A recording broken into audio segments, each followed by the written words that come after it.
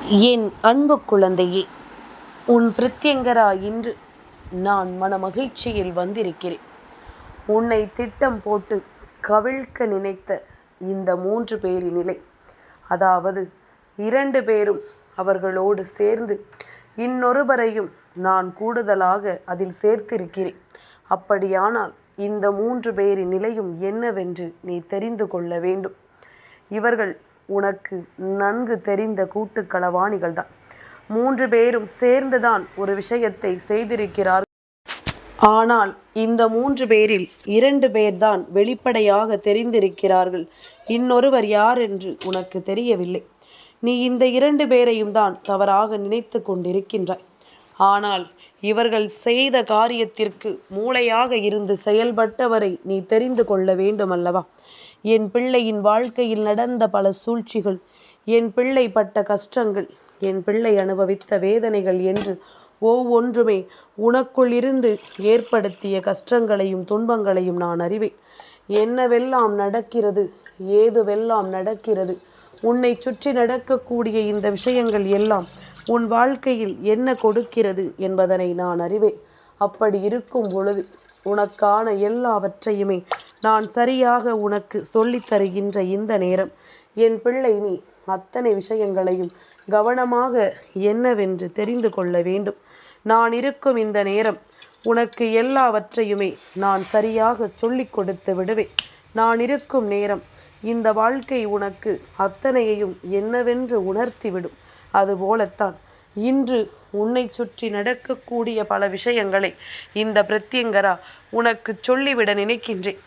இது எல்லாமும் உன்னுடைய வாழ்க்கையில் எப்படிப்பட்ட தாக்கத்தை ஏற்படுத்தி இருக்கிறது என்பதனை நீ தெரிந்து கொள்ள வேண்டும். உன்னுடைய வாழ்க்கையில் எப்படிப்பட்ட துன்பங்களை கொடுக்கிறது என்பதனை நீ புரிந்து கொள்ள வேண்டும். நாம் நல்லவர்கள் என்று நம்பி பழகுகிறோம். எல்லோரிடத்திலும் நாம் ஒன்று போலத்தான் நடந்து கொள்கிறோம். ஆனால் இவர்கள் நம் வாழ்க்கையில் செய்கின்ற விஷயங்கள், இவர்கள் நம் வாழ்க்கையில் தருகின்ற விஷயங்கள் என்று ஒவ்வொன்றுமே நம்மை அதிகப்படியான சோதனையில்தான் ஆழ்த்தி நம்மை வேதனைப்படுத்துகிறது. இப்படிப்பட்ட ஒரு விஷயம் இந்த வாழ்க்கையில் நடந்து விடவே கூடாது என்று நீ நினைக்கிறாயோ, அந்த விஷயத்தை சர்வசாதாரணமாக உன்னுடைய வாழ்க்கையில் இவர்கள் நடத்தி விடுகிறார்கள். சர்வசாதாரணமாக உன்னுடைய வாழ்க்கையில் இதையெல்லாம் இவர்கள் நடத்தி முடித்து விடுகிறார்கள். இதனால் நீ சிந்துகின்ற கண்ணீர் துளிகளை கண்டு இவர்களுக்கு இரக்கமில்லை. இதனால் நீ படக்கூடிய வேதனைகளை நினைத்து இவர்களுக்கு வருத்தமில்லை. இது எல்லாமும் தான் இவர்களினுடைய சந்தோஷமாகவே இருந்து கொண்டிருக்கின்றது. எப்பொழுதுமே இந்த வாழ்க்கையில் நம்மை சுற்றி வருகின்ற ஒரு துரோகத்தை நம்மால் ஒருபொழுதுமே அனுமதிக்க முடியாது. நம்மை சுற்றி வருகின்ற கஷ்டங்களை ஒருபொழுதுமே இந்த வாழ்க்கையை நாம் உணர முடியாது. என்ன நடந்தாலும் சரி, ஏது நடந்தாலும் சரி, துரோகம் என்ற ஒன்று உன் வாழ்க்கையில் இருக்கும் வரை நிச்சயமாக உன்னால் இதில் இருந்து மீண்டு வரவே முடியாது. நீ நினைத்தது போல இந்த வாழ்க்கையில் எல்லா விஷயங்களுமே உனக்கு சரியாகவே நடக்கிறது என்றுதான் நீ யோசிக்கிறாய் தவிர, ஆனால் உன்னை சுற்றிலும் இவர்கள் எல்லோரும் நம்பிக்கை கொடுப்பது போல கொடுத்துவிட்டு உனக்கு செய்கின்ற துரோகங்களை நீ உணரவில்லை. இனிமேலும் என் பிள்ளை இப்படியே இருந்து கொண்டிருந்தாயானால் இந்த வாழ்க்கையில் எந்த ஒரு சந்தோஷத்தையும் உன்னால் பெற முடியாது. அதற்கு இவர்கள் ஒருபொழுதும் அனுமதிக்கவும் மாட்டார்கள். நிச்சயமாக என் குழந்தை, எப்பொழுதுமே நான் உன்னை பலப்படுத்தி உனக்கு நல்லது செய்வேன் என்பதனை நம்பு. இந்த மனிதர்களின் மீது வைத்த நம்பிக்கையை முதலில் விட்டுவிட்டு உன்னை சுற்றி நான் இருக்கிறேன் என்பதனை புரிந்து கொண்டு இந்த பிரத்யங்கரா உனக்கு நல்லதை நடத்துவாள் என்பதனை தெரிந்து கொள். இவர்கள் செய்த துரோகம், உன்னுடைய வாழ்க்கையில் உனக்கு கொடுத்திட்ட கஷ்டங்கள் என்று ஒவ்வொன்றுமே என் பிள்ளையை பதம் பார்த்ததை நான் அறிவேன். என் குழந்தைக்கு எப்படிப்பட்ட துன்பங்கள் எல்லாம் நடந்தது, இதனால் நீ எதையெல்லாம் சந்தித்தாய், உனக்கு என்னவெல்லாம் நடந்தது என்பதனையும் நான் அறிவேன். என் குழந்தையே, நம்பிக்கை வைத்த ஒருவர் நம்மோடு இருந்து கொண்டு உச்சகட்ட மகிழ்ச்சியை நமக்கு கொடுத்துவிட்டு கடைசியில் உனக்கும் எனக்கும் எதுவுமே இல்லை என்ற ஒரு நிலைக்கு நம்மை தள்ளிவிடும் பொழுது அந்த இடத்தில் உன் வாழ்க்கையே உனக்கு முடிந்து விட்டதாக தோன்றும். ஆனால் அது என்ன தெரியுமா? அந்த இடத்தில் உன்னுடைய வாழ்க்கையை முடிந்து விட்டதாக நீ நினைப்பதை விட அப்பொழுதுதான் இந்த வாழ்க்கையே உனக்கு தொடங்குகிறது என்பதனை நீ நினைக்க வேண்டும். நாம் விட்ட விஷயங்கள், நம்முடைய வாழ்க்கையில் நடக்காது என்று நினைத்த விஷயங்கள் என்று ஒவ்வொன்றும் உனக்கு பல வகையில் பல உண்மைகளை எடுத்துச் சொல்வதை நீ புரிந்து கொள்ள வேண்டும். அம்மா மனமகிழ்ச்சியில் வந்ததற்கு ஒரு காரணம் இருக்கின்றது. உனக்கு துரோகத்தை செய்த இந்த 3 பேரினுடைய நிலைமையுமே இப்பொழுது கவலைக்கிடமாக இருக்கிறது. ஏன் தெரியுமா? செய்த பாவமும் செய்த துரோகமும் அவர்களை விரட்டி கொண்டிருக்கின்றது. அவர்களின் மனதிற்குள் மிகுதியான எண்ணங்களை எல்லாம் அது தந்து கொண்டிருக்கின்றது. தான் செய்தது பாவம், தான் செய்தது எத்தனை பெரிய தவறு என்பதனை அவர்கள் புரிந்து கொள்ள தொடங்கி இருக்கிறார்கள். என்ன நடந்திருந்தாலும், ஏது நடந்திருந்தாலும், இவை அத்தனையிலும் இருந்தும் நாம் கற்றுக்கொள்ளக்கூடிய விஷயங்கள் எல்லாம் என்னவென்று நாம் தெரிந்து கொள்ள வேண்டும். உன்னோடு நான் இருக்கும் இந்த நேரத்தை எப்பொழுதுமே சரியாக உணர்ந்து கொள்ள வேண்டும். என் பிள்ளையை, துரோகத்தை செய்துவிட்டு ஒன்றும் தெரியாதது போல இருந்துவிட முடியுமா? பாவத்தை செய்துவிட்டு அதற்கு நான் பலி இல்லை என்று சொல்லிவிட முடியுமா?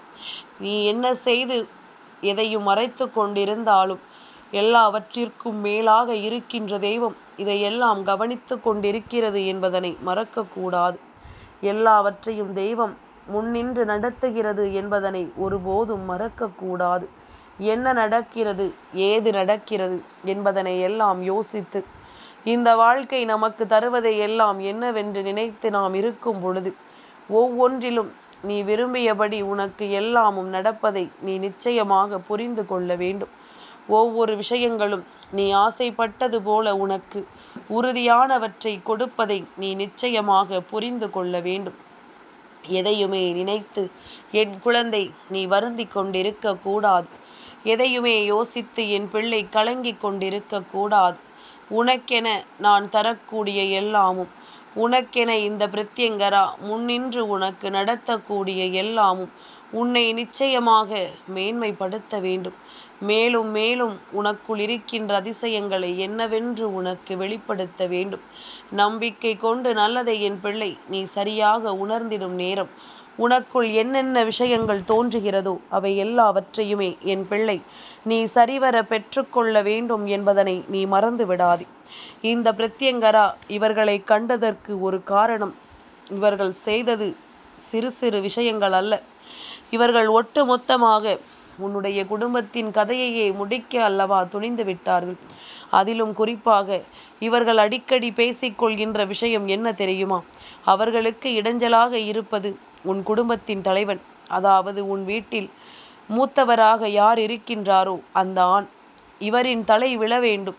இவர்கள் இந்த உலகத்தை விட்டு நிரந்தரமாக செல்ல வேண்டும். அப்படி சென்று விட்டார்களே ஆனால் இவர்கள் நினைத்தது நடக்கும், இவர்கள் யோசிப்பது நடக்கும், இவர்கள் சாதிக்க நினைப்பது நடந்தே தீரும் என்று நினைக்கிறார்கள்.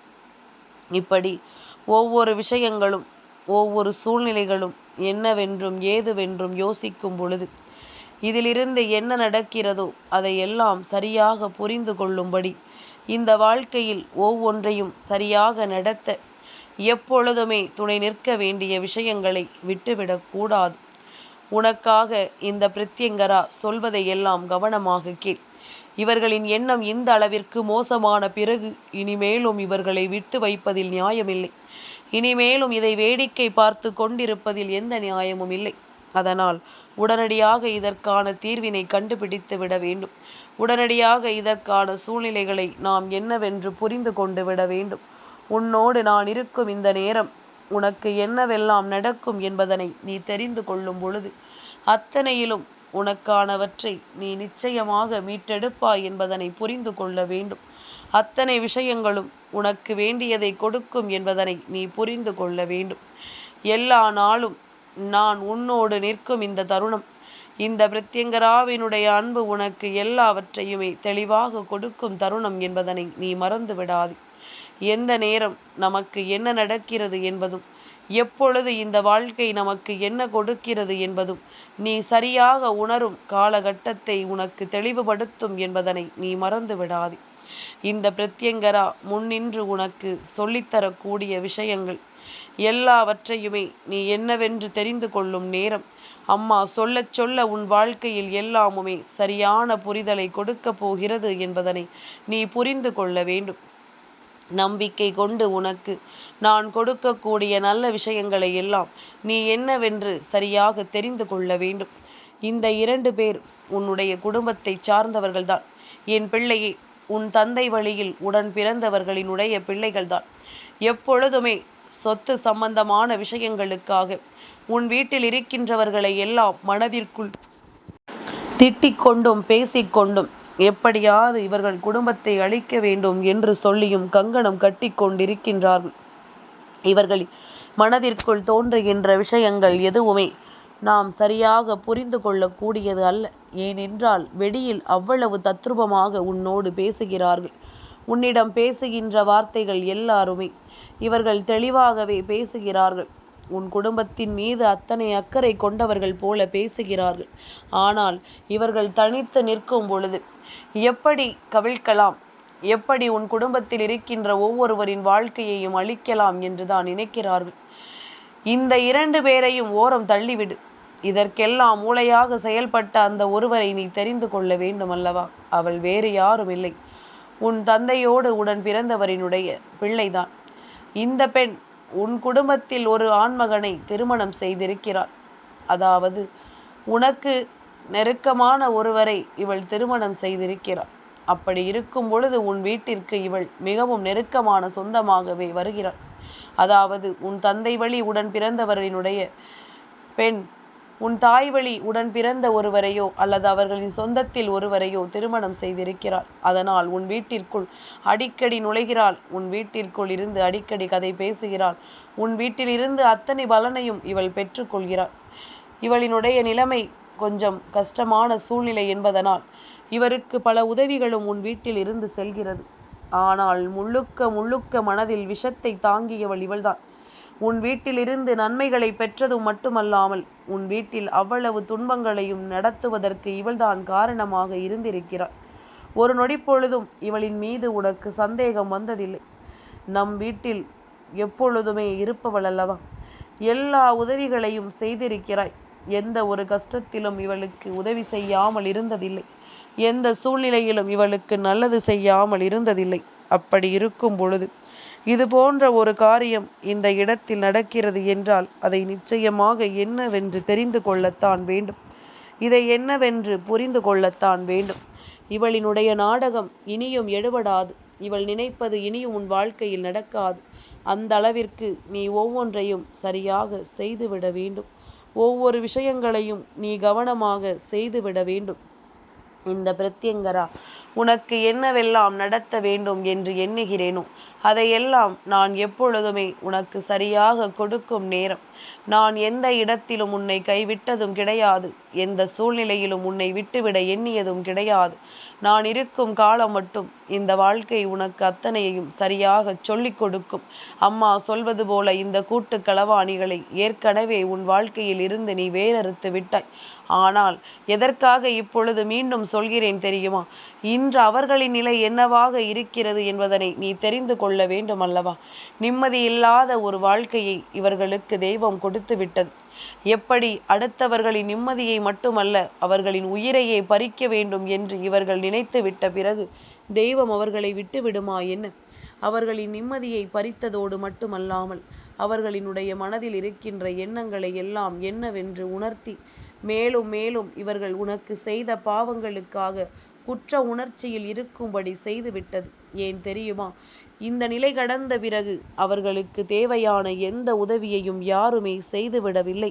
தனக்கு ஒரு உதவி என்ற ஒன்று நிற்கும் பொழுது எந்த மறுப்பும் சொல்லாமல் செய்த உன்னை இவர்கள் மறந்து விட்டார்கள் அல்லவா?